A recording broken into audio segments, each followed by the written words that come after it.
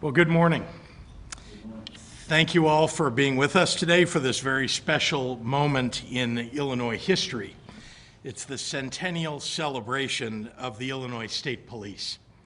I'm joined this morning by ISP Director Brendan Kelly, who has humbly led the rebuilding of the force under my administration. Retired State Police Captain Donald Norton, Lieutenant Jody Hoffman, Sergeant Jasmine Dixon, Sergeant December Melville, Trooper Sergio Rodriguez, Trooper Kevin Howell, Trooper Josh Yeager, and Trooper Joshua Alote. On behalf of Illinoisans up and down the state, I want to offer my deepest gratitude for all that you do. Each day you honor the tradition of integrity, service, and pride that has always been the real meaning of ISP. And you do it while responding to the needs of our time. Of course, the public safety fulfilled by the state police 100 years ago looked a little bit different than it does today. In 1922, the state of Illinois needed to maintain order and safety on its massive number of newly paved roads. There was no reliable way to get help if tragedy struck, no way to keep residents protected during their travels, no way to regulate trucking that would become a major part of our economy. In that moment of need, a handful of courageous citizens answered the call of duty. Thus, the Illinois State Police was born. It's safe to say the Illinois State Police has changed an awful lot since then. As threats have evolved over the decades, as our understanding of public safety has expanded, so too have the duties of the Illinois State Police. The makeup of the ranks of our state troopers has changed too. Women and people of color weren't allowed to serve 100 years ago. Today, they are among ISP's highest ranks. Now a department that's nearly 3,000 strong, ISP continues to monitor our state highways, but the department also provides forensic testing, crime scene services, investigations, intelligence, cybersecurity, disaster response, and a spectrum of support for all local law enforcement throughout the state. Public service in the Illinois State Police is a true commitment. The workday never truly ends.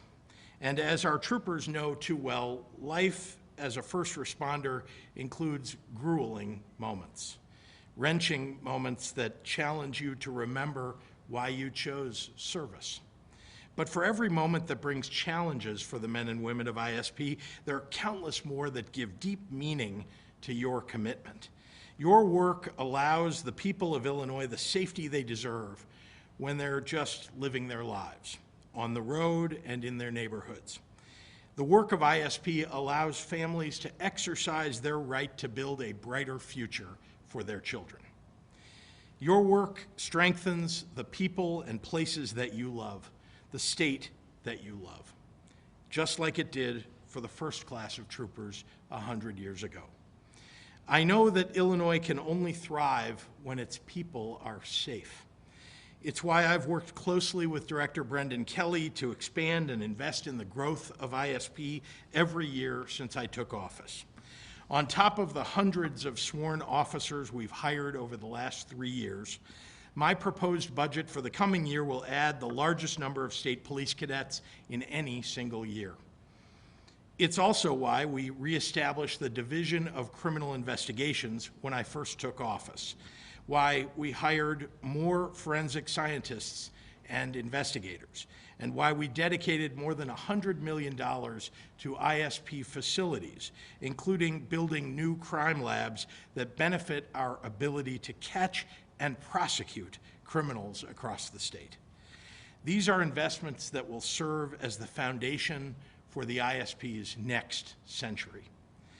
But the force's single greatest resource is all of you, our troopers.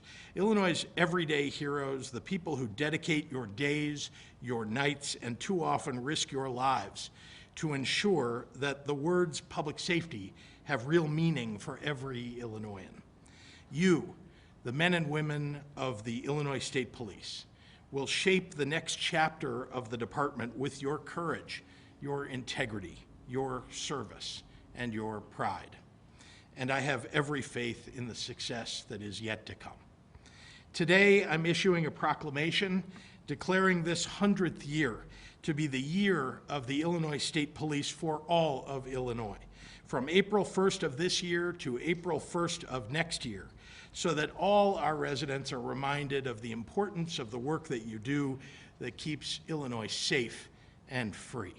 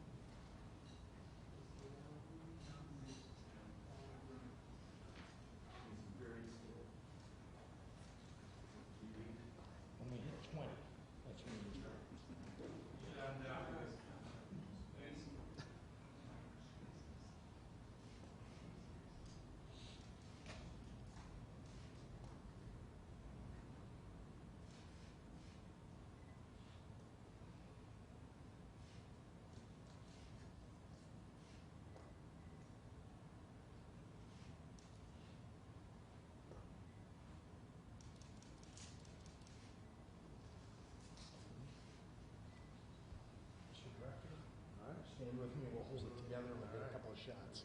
Go ahead, Kevin.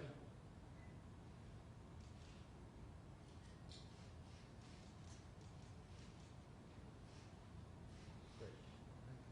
Thank you.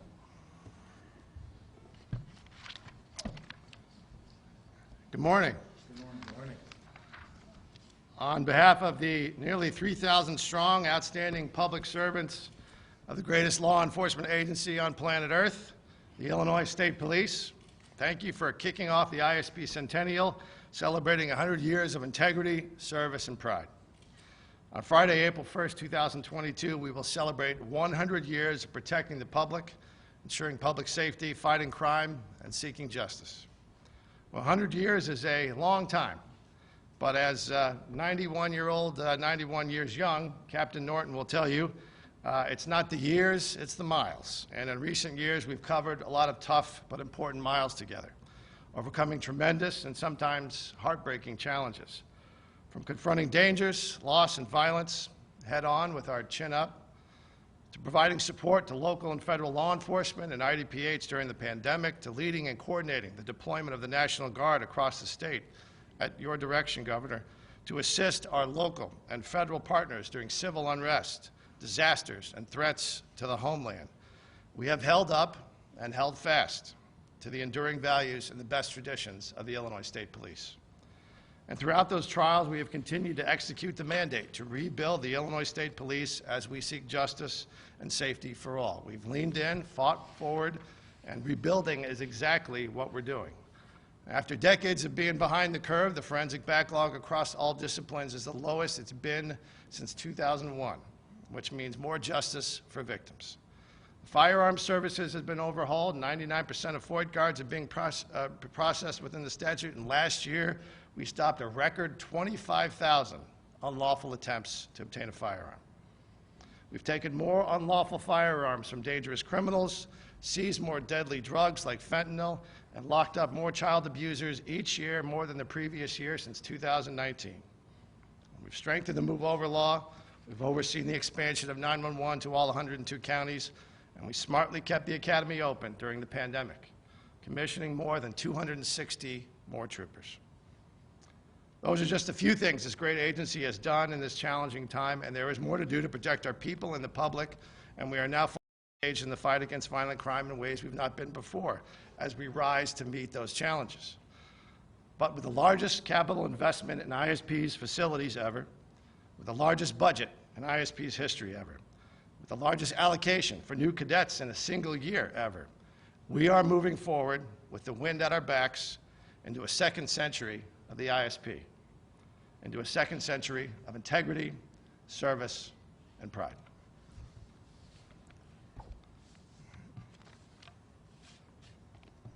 Governor, I think I hand it back to you, sir. Thank you.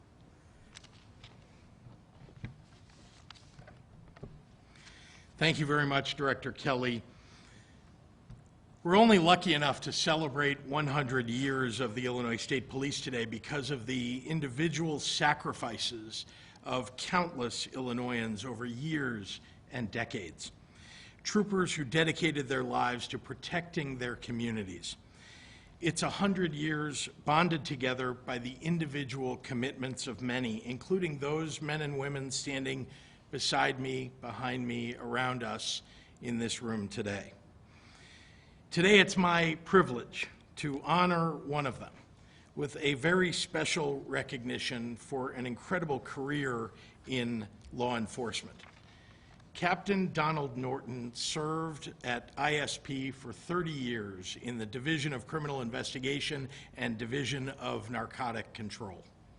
He was the district commander for District 3, now District Chicago, where he was awarded the Medal for Honor, once again demonstrating an ability to go above and beyond his duties in the name of service. Not only does the captain continue to dedicate his days to local law enforcement agencies across the state, he also spends that precious retirement resource, time, supporting ISP's mission and its officers. At his own expense, Captain Norton has provided military guidon flags for each cadet and recruit class over the past several years. He has also developed flags for the Office of the Director, First Deputy Director, and each division, which will be encased at a ceremony this Friday to further honor this 100th anniversary. A veteran of the Korean War and the U.S. Department of Justice, Captain Norton has spent more than 50 years in service of his community, to his state, and to his country. He is among the very best of Illinois. So without further ado, it is my honor to bestow the ISP Achievement Medal on him today. Captain.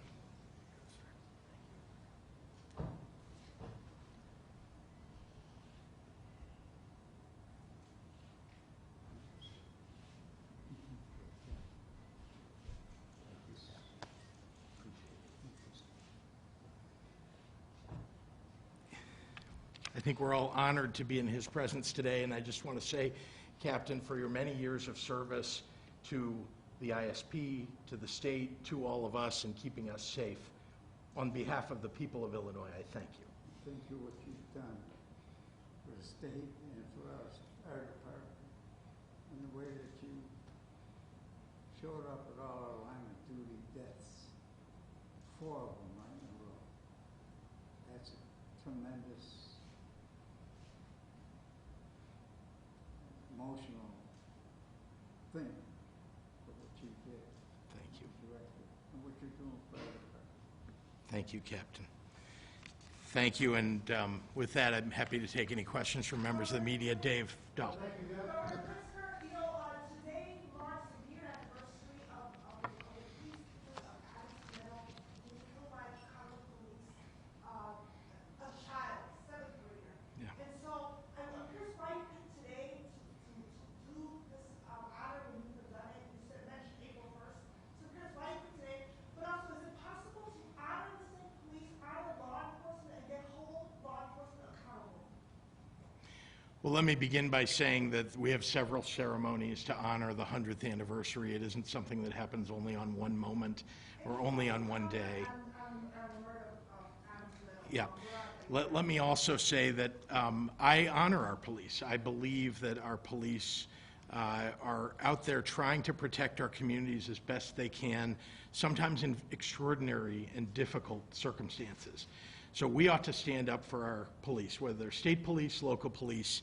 Obviously, where there are police who aren't doing the job, people who are mishandling their duties, they need to be held accountable for their actions. That, of course, means that it's important for us to, and I have supported this, make sure that we have body cameras for police. Police support them, the community supports them. It allows us with those split-second, very difficult circumstances, it allows juries or others, prosecutors, to make decisions about whether someone ought to be prosecuted, a perpetrator, or perhaps a law enforcement officer who may have done something wrong. But again, it's important for us to have that record, something that I support. Dave Dahl, who I tried to call in earlier, yeah. Thank you, Doug, for the opportunity. Everybody on the ballot is talking about crime. Everybody. Yes. Why do you think that is? Well, obviously, our crime, across the state, crime is up. We've seen this across the nation.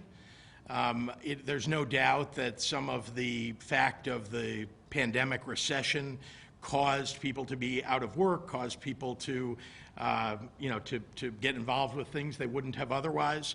And so we've got to make sure that we're bringing order back, that we're putting away the people who actually committed crimes. And that means supporting the ISP, it means supporting law enforcement, and I'm going to continue to do that with the work that we do, not only to build up the ISP and local law enforcement, but also to make sure that the laws are adhered to. What the ISP looked like in 1922, what training was like. They were all passionate this job, were they not? And was it dangerous to go out on the hard roads and, with equipment that, cars weren't that reliable, radio communications? The original vehicles were actually surplus from World War I motorcycles that were left over from the First World War that many years ago, with only 8 troopers at the time, had those old World War II motorcycles. So obviously things have evolved significantly from that day and time to the type of vehicles we have now, to the type of equipment we have now, as well as the missions that we have evolving, not just from traffic enforcement and making sure there weren't heavy trucks tearing up the old, pretty fragile roads that they had in that period, to now the many things that we do, from criminal investigations, forensics investigations, our role when it comes to our State Fusion Center and our Homeland Security duties that we support throughout the state with our federal partners. So we've come a long way, that's for sure, but in 100 years we've continued to steadily move the right direction. And to your point about the history of the ISP, it was the governor's predecessor, Governor Adlai Stevenson, who established the Illinois State Police Merit Board many, many years ago, and that has been a form of civilian oversight that we've had in the history of the Illinois State Police without any controversy, without any concern, over the past 60 years. And it has served us well because it helps to make sure that those concerns that were raised many, many years ago, that we're bringing in quality people based on merit, that they are disciplined based on merit, and if they commit some type of misconduct based on the facts, they can be disciplined and removed from the ranks. So as you can see, our rate of civil cases, our rate of those issues, complaints, use of force is very low, and in part because of the long 100-year legacy and the history of integrity and service and pride. Those are our values. Just last week, you stood by your nominees to the Pritzker Review Board. Last night, Senate Democrats said that no convicted cop killers should ever be allowed out of prison under any circumstances. So when you said you stood by those appointees, did you also mean you stood by their decisions that they've made? Look, let me start by saying that we appoint highly qualified candidates to serve on the Prisoner Review Board. This is a very, very difficult job. Let me just outline for all of you that every case that comes before them is a difficult one. Someone that comes before them has committed some awful crime in the past. And they're charged with looking at all the facts and circumstances from the beginning when the crime took place to their term in prison, and how they were rehabilitated or not, whether they caused problems when they were in prison or not, whether they would be a danger to the public if they were released. All those things are taken into consideration. By the way, a majority of the people that come before the Prisoner Review Board are rejected. So it's actually many fewer cases than anybody would like to admit that where they're actually recommending that someone be released. And I will just say it's an incredibly thankless job. Very, very difficult. We have Republicans on that board. We have Democrats on that board. They work together across the aisle. They don't even think, I think, of their party affiliation when they're doing the job. Now, to have Republicans attack them and their character and their biographies, to have Republicans essentially trying to tear apart this agency of government. I mean, this is what the GQP has been all about, tearing government apart. I think we ought to stand up for the integrity of the people that get appointed and the very tough decisions that they have to make, but obviously we're going to move forward and keep the PRB operating as best we can.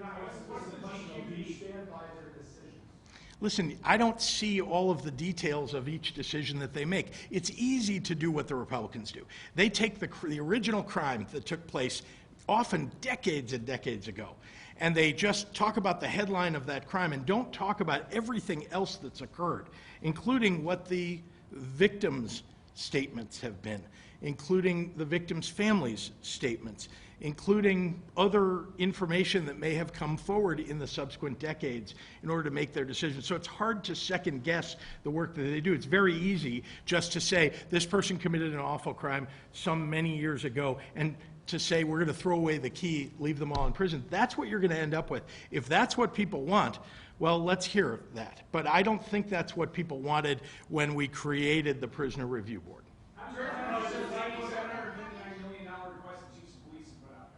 I support our police. I want them to get the resources that they need. In fact, if you look across not just our budget, but the Safety Act and the Reimagining Public Safety law, there's money in there that supports the work that police do. Let me remind you that probably the number one thing that we can do to simply alleviate the burden on local police departments is to fund mental health and substance use treatment. Because much of the time and effort that gets spent on the local level by police is taking people off the street who have mental health issues, putting them in a jail where they're not getting treated, and frankly, where their problem is getting worse. So we've got to support local police, and I do believe in providing the dollars that they need.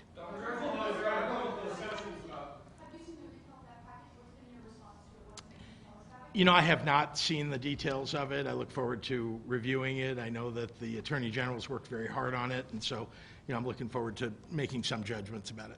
Discussions about recruitment and training. I couldn't hear you, I'm sorry. Do you know how long it will take to appoint enough members to get up to the quorum on PRB? How long it will take?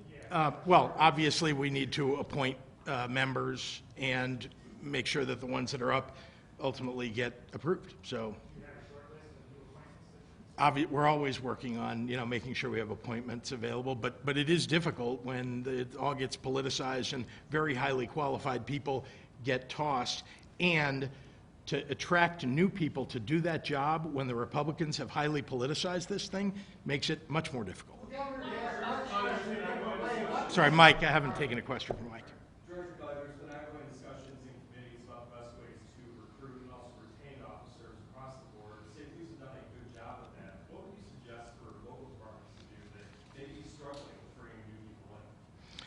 Well, look, let me start with, I think everybody looking at every profession right now sees that there's a shortage of labor.